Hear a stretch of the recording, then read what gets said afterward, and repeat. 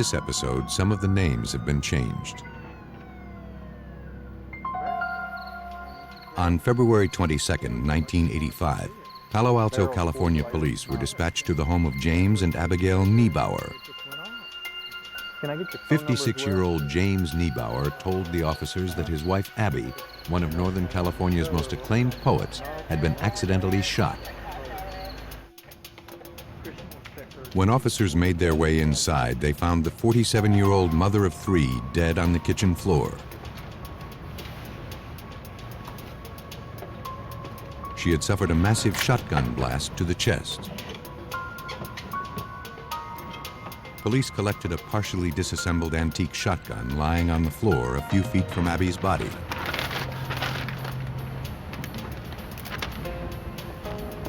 On a nearby table, police noticed polish, rags, and other cleaning supplies. Crime scene technicians photographed the scene.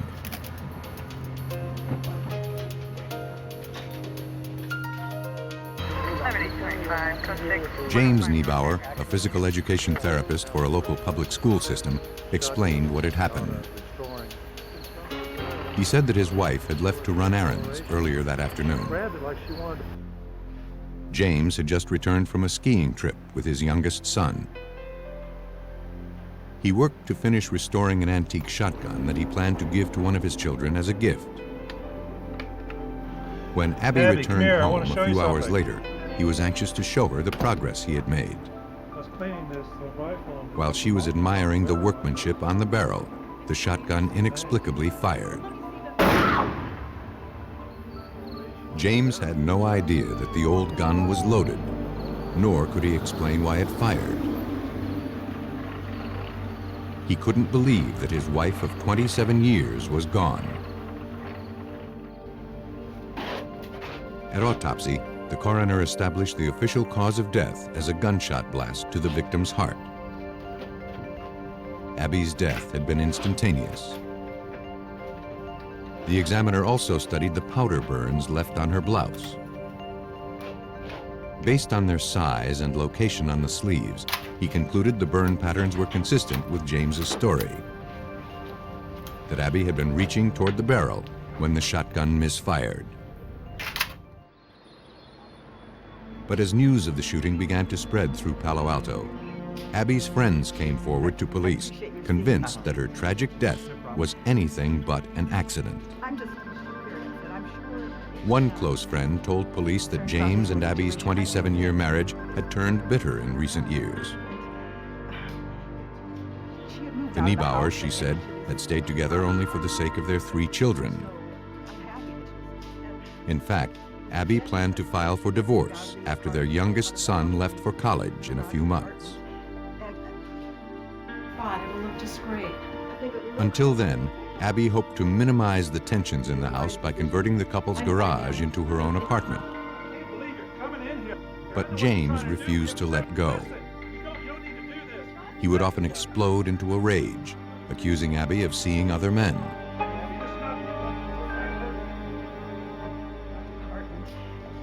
Abby began to fear for her own safety. Despite James Niebauer's story to the contrary, friends were convinced that Abby would never have approached him as he held a weapon. Forensic technicians examined the old shotgun. After a thorough analysis, they could find no obvious flaws in the trigger mechanism that would explain why the shotgun had spontaneously fired. Nevertheless, when police reviewed all of the facts of the case, they concluded that Abby's death was consistent with an accidental shooting. The shotgun and Abby Niebauer's clothing were returned to her husband.